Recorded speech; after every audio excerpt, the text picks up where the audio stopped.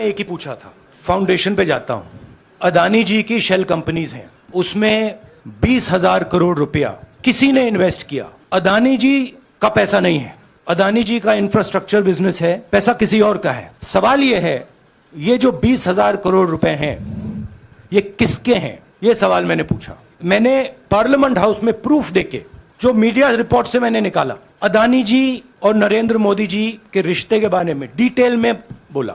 रिश्ता नया नहीं है, रिश्ता पुराना है। जब नरेंद्र मोदी जी गुजरात के सीएम बने थे तब से रिश्ता है, और उसके बहुत सारे पब्लिक प्रूफ्स हैं। हवाई जहाज में मैंने फोटो दिखाई, नरेंद्र मोदी जी बड़े कंफर्ट में बैठे हुए थे अपने दोस्त, अपने मित्र के साथ। पार्लियामेंट में मैंने दिखाई। ये सवाल मैंने पूछा। फिर मेरी स्पीच को एक्सपंज किया गया। मैंने स्पीकर को डिटेल चिट्ठी लिखी, पॉइंट बाय पॉइंट, कि मैंने कहा कि एयरपोर्ट्स अदानी जी को रूल बदल के दिए गए हैं, ये लीजिए रूल की कॉपी जिसको बदला गया है। चिट्ठी लिखी, कोई फर्क नहीं पड़ा। फिर मेरे बारे में मंत्रियों ने पार्लियामेंट में झूठ बोला कि मैंने विदेशी ताकतों से मदद मांगी। मैंने ऐसी कोई बात नहीं की है। मैंने कहा स्पीकर से, मैंने जाके कहा, स्पीकर सर, पार्लियामेंट का नियम है कि अगर किसी मेंबर पर कोई एक्यूजेशन लगाता है तो उस मेंबर को जवाब देने का हक होता है। मैंने एक चिट्ठी लिखी, उस चिट्ठी का जवाब नहीं आया। दूसरी चिट्ठी लिखी, उस चिट्ठी का जवाब नहीं आया। फिर मैं स्पीकर के चेंबर में गया। मैंने स्पीकर सर से कहा, स्पीकर सर, ये कानून है, ये रूल है, इन्होंने झूठा आरोप लगाया है, मुझे आप बोलने क्यों नहीं दे रहे हैं? स्पीकर सर मुस्कुराते हैं, कहते मैं नहीं कर सकता। और फिर उसके बाद आपने सबने देखा क्या हुआ। सवाल पूछना मैं बंद नहीं करूंगा। नरेंद्र मोदी जी का अदानी के साथ क्या रिश्ता है और 20,000 करोड़ रुपए किसके हैं, मैं पूछता जाऊंगा। मुझे कोई डर नहीं लगता इन लोगों से। और अगर ये सोचें कि मुझे डिस्क्वालीफाई करके, धमका के, जेल में डाल के मुझे बंद कर सकते, नहीं, मेरी वो हिस्ट्री नहीं है। मैं हिंदुस्तान के लोकतंत्र के लिए लड़ रहा हूं और मैं हिंदुस्तान के लोकतंत्र के लिए लड़ता रहूंगा, किसी चीज से नहीं डरता हूं। यह सच्चाई है। The question begins few weeks back in parliament where I asked the prime minister a very specific set of questions. Question number 1, 20,000 crore rupees or $3 billion are in shell companies owned by Mr. Adani. Mr. Adani could not have generated this money. He's an infrastructure business. Where did this money come from? Whose money is it? That was the first question. Whose shell companies are there? These companies are working in the defense field. Why does nobody know whose money this is? There is a Chinese national involved in this. Why is nobody asking the question, who is this Chinese national? That was the first question. Second question was, set of questions with proof were, what is the Prime Minister's relationship with Mr. Adani?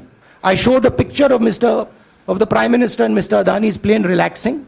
I gave documentation about the defense industry, about the airports, about statements made in Sri Lanka, about statements made in Bangladesh, pictures of Mr. Narendra Modi sitting with the State Bank chairman in Australia, and I put this proof on the table. Immediately after that, the BJP started its work.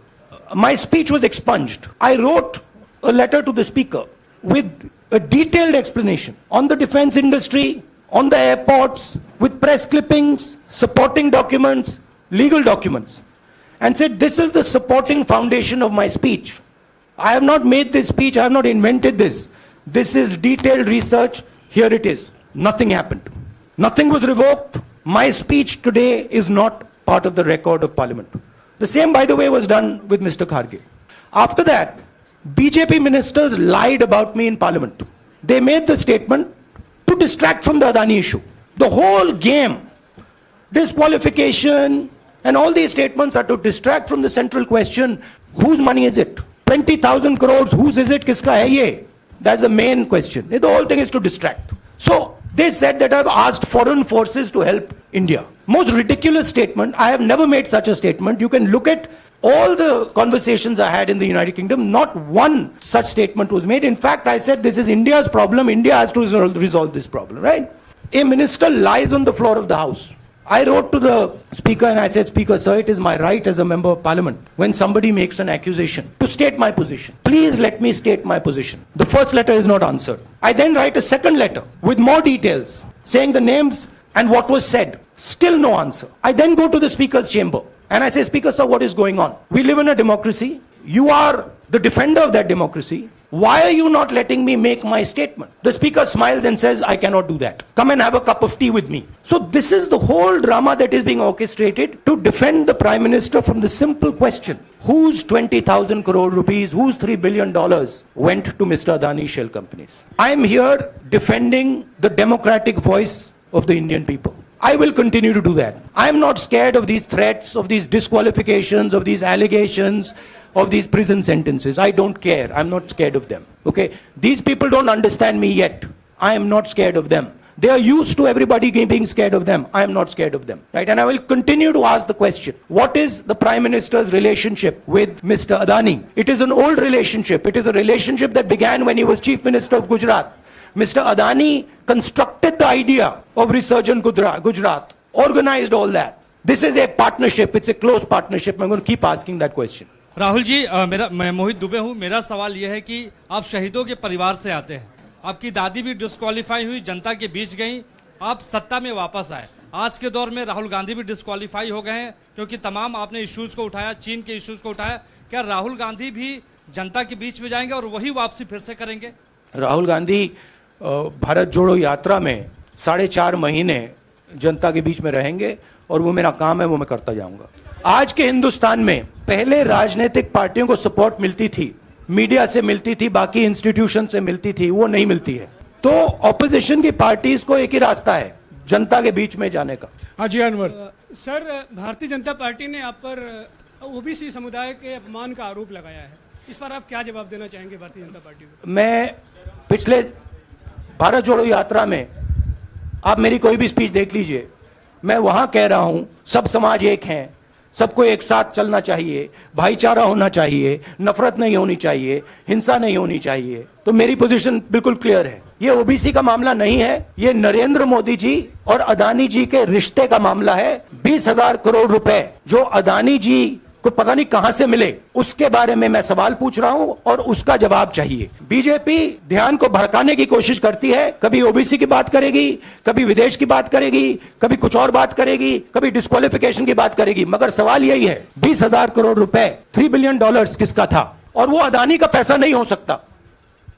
Sanjay मिश्र, आपने कहा आप डरते नहीं हैं, लेकिन state के target पे हैं और स्टेट आपके खिलाफ है, पूरी स्टेट, पूरी मशीनरी आपके खिलाफ है। ऐसे में आपके सामने चैलेंजेस बहुत बड़ा है, तो रास्ता क्या है, रणनीति क्या है? देखिए भैया, चाहे स्टेट हो चाहे कुछ भी हो, मैं सच्चाई को देखता हूं। मुझे और किसी चीज में इंटरेस्ट नहीं है, मैं सच्चाई बोलता हूं। राजनीति में ये फैशनेबल बात नहीं है, मगर ये बात मेरे खून में है। मैं और कोई रास्ता निकाल ही नहीं सकता हूं। तो मेरा काम ये है, ये मेरी तपस्या है, जीवन की तपस्या है, उसको मैं करता जाऊंगा। चाहे मुझे डिस्क्वालीफाई करें, मारे पीटे, जेल में डाले, मुझे कोई फर्क नहीं पड़ता। मुझे अपनी तपस्या करनी है। इस देश ने मुझे सब कुछ दिया है, प्यार दिया है, इज्जत दी है, इसलिए मैं ये करता हूं। राहुल सर, बीजेपी के जो लीडर्स आप पे अटैक कर रहे हैं उस पर आप क्या कहेंगे? और इसके अलावा वायनाड, वहां पर जब से खबर गई है वहां पे लोग बहुत डिसबिलीफ में है, प्रोटेस्ट भी इरप्ट हो रहा है, आप अपनी कॉन्स्टिट्यूएंसी के लोगों को क्या कहना चाहेंगे? नहीं, मैंने सोचा है कि मैं अपनी, देखिए मैंने कॉन्स्टिट्यूएंसी में भी बोला कि वायनाड के लोगों के साथ मेरा पारिवारिक रिश्ता है, फैमिली प्यार का रिश्ता है। तो मैंने सोचा कि मैं वायनाड के लोगों के लिए अपनी एक चिट्ठी लिखूं उनके लिए कि मेरे दिल में उनके लिए क्या है, तो वो तो मैं रिजॉल्व कर दूंगा। उनका, देखिए बीजेपी के नेताओं का काम यही है। देखिए वो सब नरेंद्र मोदी जी से डरते हैं, कारण आप जानते हो। नरेंद्र मोदी जी ने कहा कि देखिए ध्यान हटाना है, वो सब जानते हैं अदानी जी और नरेंद्र मोदी जी का रिश्ता, सारे के सारे जानते हैं क्या रिश्ता है, सब जानते हैं, मगर डरते हैं। तो अगर नरेंद्र मोदी जी ने उनसे कहा कि भैया ध्यान उधर करो, ध्यान उधर करेंगे। मगर सवाल यही है 20,000 करोड़ रुपए किसका है? सर, पूरी कांग्रेस पार्टी ये कह रही है कि आप चाहे वो गुजरात की कोर्ट ने आपको सजा सुनाई या आपका निलंबन हुआ, ये सब कुछ केंद्र सरकार प्रधानमंत्री के इशारे पर हो रहा है। लेकिन बीजेपी कह रही है कि कानून ने अपना काम किया है। तो जो ये दलील है कि कानून ने आपको सजा दी है और उसी की वजह से आपका निलंबन भी हुआ है, इस पर आप क्या कहेंगे? देखिए लीगल मैटर है, पर ये हुआ है। लीगल मैटर है। मैं हिंदुस्तान के लीगल सिस्टम को रिस्पेक्ट करता हूं। मैं लीगल मैटर पे इस प्रेस कॉन्फ्रेंस में बात नहीं करना चाहता हूं। हाँ संजीव, अगर आपके लीगल सवाल होंगे तो आप हमारी लीगल टीम से पूछ लीजिए। Sanjeev,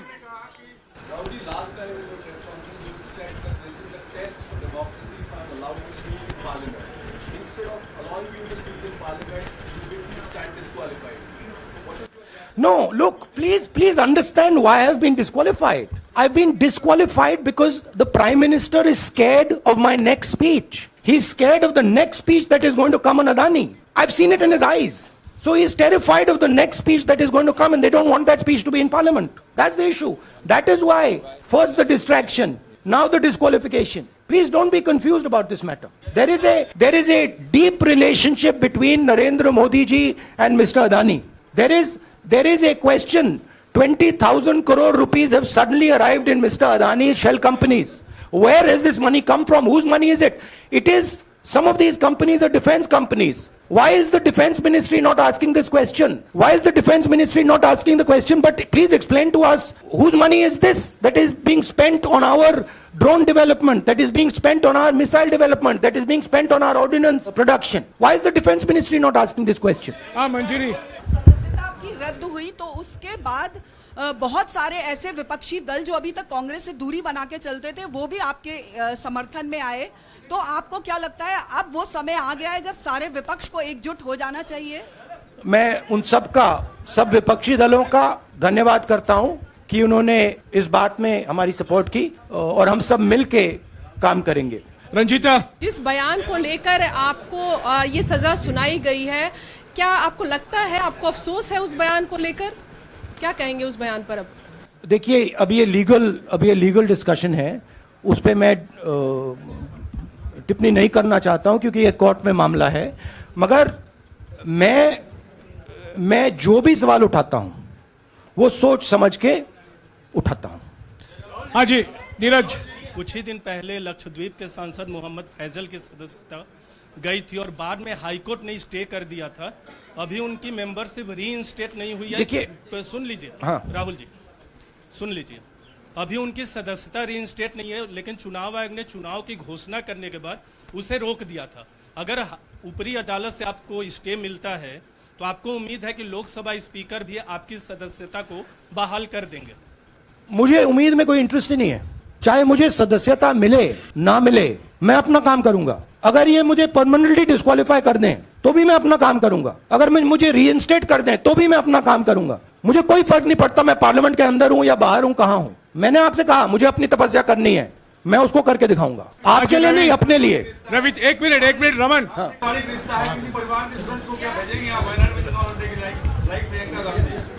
it is not up to me, it is up to Congress president कौन जाएंगे। दोनों मुख्यमंत्रियों का भी अडानी जी से रिश्ता है, उनके साथ लेन देन का मामला, उसका कहा धंधे का मामला है। लेकिन क्या धंधे का मामला क्या बात कर रहे हैं? ये धंधा रोकेंगे ये लोग? जिनके पास जो भी स्टेट का उनके साथ नाता है, जो भी बिजनेस चल रहा है, वो बिजनेस रोका जाएगा क्या? देखिए, सिंपल सी बात है, आप डिस्ट्रैक्ट करने की कोशिश मत कीजिए। 20,000 करोड़ रुपए अदानी जी की शेल कंपनीज में कहां से आए? आप इंक्वायरी कीजिए। अगर बात निकली कि हमारे चीफ मिनिस्टर का पैसा है तो इनको जेल में डाल दीजिए। अगर बात निकली तो किसी और का पैसा है तो उसको जेल में डालिए। मैडम आप लोकतंत्र को समझिए। ये जो पैनिक रिएक्शन इन्होंने किया है नरेंद्र मोदी जी ने, इससे सबसे ज्यादा फायदा मिलेगा विपक्ष को। ये इन्होंने हमें हथियार पकड़ा दिया है। ये आप बात समझिए। ये मोदी जी पैनिक में आ गए कि बात निकल जाएगी, ये 20,000 करोड़ रुपए किसके हैं, डर गए, घबरा गए, इन्होंने पूरा सीक्वेंस शुरू कर दिया। ये विपक्ष को सबसे बड़ा इन्होंने हथियार दिया है। राहुल जी, क्योंकि जनता के माइंड में अब एक सवाल आ गया है कि जनता जानती है कि अदानी जी भ्रष्ट व्यक्ति है। अब जनता के माइंड में यह सवाल उठा है कि इस भ्रष्ट व्यक्ति को हिंदुस्तान का प्रधानमंत्री क्यों बचा रहा है। यह मतलब अब सब कुछ बीजेपी के लोग, नरेंद्र मोदी जी सब कुछ इस व्यक्ति को बचाने के लिए क्यों कर रहे हैं। दूसरा सवाल, बीजेपी के लोगों ने कहा कि अदानी पर आक्रमण देश पर आक्रमण है। मतलब इनके माइंड में देश अदानी है और अदानी देश है। बात समझिए। राहुल जी, मेरा सवाल आपसे ये है कि जब आप ये फैसला सामने आया, आपको मैक्सिमम पनिशमेंट जो है इसमें जो हो सकती है वो आपके लिए मुकर्रर की गई।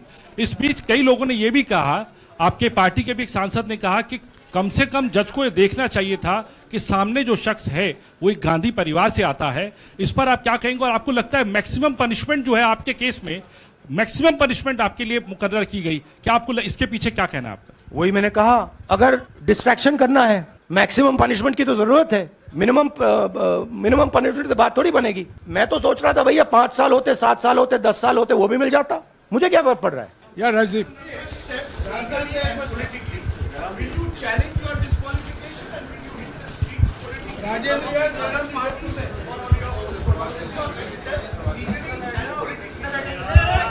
I have only one step, and that step is to fight for the truth in this country and to defend the democratic nature of this country that is under. Please let me finish, Rajdeep, unless you want to answer it for me. You do that also sometimes. My job, as I see it, is to defend the democratic nature of this country. And I will do whatever I have to do, to defend the democratic nature of this country. What does that mean? That means defending the institutions of this country. That means defending the voice of the poor people of this country. That means telling the people of this country the truth about people like Mr. Adani, who are basically exploiting the relationship they have with the Prime Minister. या पल्लवी